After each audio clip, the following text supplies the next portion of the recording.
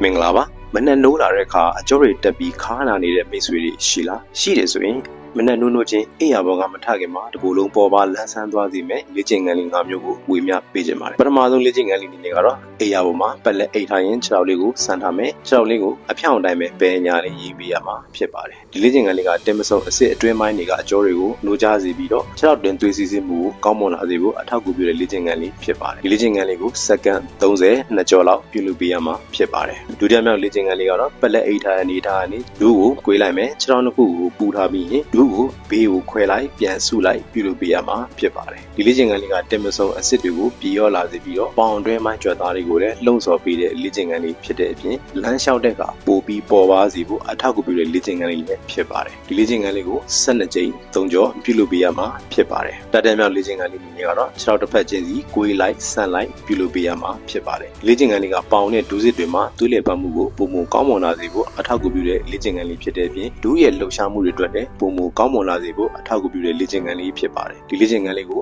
12ကြိမ်3ကြောပြုလုပ်ပေးရမှာဖြစ်ပါတယ်သရုပ်ထားမြောက်လေ့ကျင့်ခန်းလေးကတော့ဒူးတစ်ဖက်ကွေးထားမယ်ကြံခြေထောက်တစ်ဖက်ကိုတော့အဖြောင့်တိုင်းလေးဖြည်းဖြည်းချင်းမြောက်လိုက်ပြန်ချလိုက်ပြုလုပ်ပေးရမှာဖြစ်ပါတယ်ဒီလေ့ကျင့်ခန်းလေးကခါးရုပ်ကိုထိန်းထားပေးတဲ့ဝမ်းပိုင်းနဲ့ပေါင်ကြွက်သားတွေကိုလှုံ့ဆော်ပေးတဲ့လေ့ကျင့်ခန်းလေးဖြစ်ပါတယ်ဒီလေ့ကျင့်ခန်းလေးကိုခြေထောက်တစ်ဖက်ကို10ကြိမ်3ကြောစီပြုလုပ်ပေးရမှာဖြစ်ပါတယ်နောက်ဆုံးလေ့ကျင့်ခန်းလေးကတော့ပက်လက်အိတ်ထားပြီးဒူးလေးကိုကွေးလိုက်မယ်ခြေထောက်နှစ်ခုကိုပူထားပြီးရင်ဒူးထောင်ရံလေးပဲဘယ်ညာလေးရင်းပေးရမှာဖြစ်ပါတယ်ဒီလေ့ကျင့်ခန်းလေးကခါးရိုးစစ်တွေကြားကတောင်းတမှုတွေကိုပြေရောစီဖို့အထောက်အကူပြုလို့ခါနာခြင်းကိုလည်းတတ်တာပြေရောစီဖို့အထောက်အကူပြုတဲ့လေ့ကျင့်ခန်းလေးဖြစ်ပါတယ်ဒီလေ့ကျင့်ခန်းလေးကိုလည်းဘယ်ညာမှာတစ်ချိန်လို့သတ်မှတ်ပြီး10ကြိမ်3ကြောပြုလုပ်ပေးရမှာဖြစ်ပါတယ်ဟုတ်ကဲ့ကျွန်တော်အခုပြခဲ့တဲ့လေ့ကျင့်ခန်းလေးတွေကိုမိတ်ဆွေကမနဲ့နိုးလို့ချင်းအိယာပေါ်မှာပုံမှန်လေးပြုလုပ်ပေးရဆိုရင်တန်းမှာပေါ်ပါတဲ့ခြေလမ်းတွေပြင်ပေါ်ပါလန်းဆန်းတဲ့မနက်ခင်းတွေကိုပါပိုင်ဆိုင်ဖို့အထောက်အကူပြုမဲ့လေ့ကျင့်ခန်းလေးတွေဖြစ်ပါတယ်လေ့ကျင့်ခန်းလေးတွေကမိတ်ဆွေတွေအဆင်ပြေမဲ့ကြိုးရှိနေကျွန်တော်မျှော်လင့်ပါတယ်ဗီဒီယိုလေးကိုဆုံးဖြတ်ကြည့်ပြီးတော့လည်းအားလုံးကိုကျေးဇူးတင်ပါတယ်ကျွန်တော်ကတော့ကိုကြီးလေးပါပေါင်နေရာကျော်တဲ့သူတွေလည်းအလုပ်များလို့လေ့ကျင့်ခန်းအတွက်အချိန်မပေးနိုင်တဲ့ PC Professional 900ကျော်ကို